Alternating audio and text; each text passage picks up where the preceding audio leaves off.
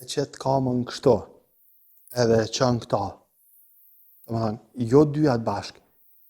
Kjo nëse lëshon, edhe këta nëse e qënë.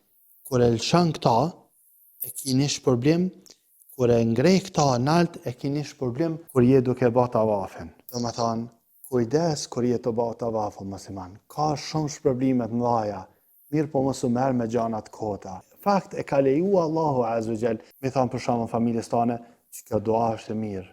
A don ta kallzoje ç'ish bëhet.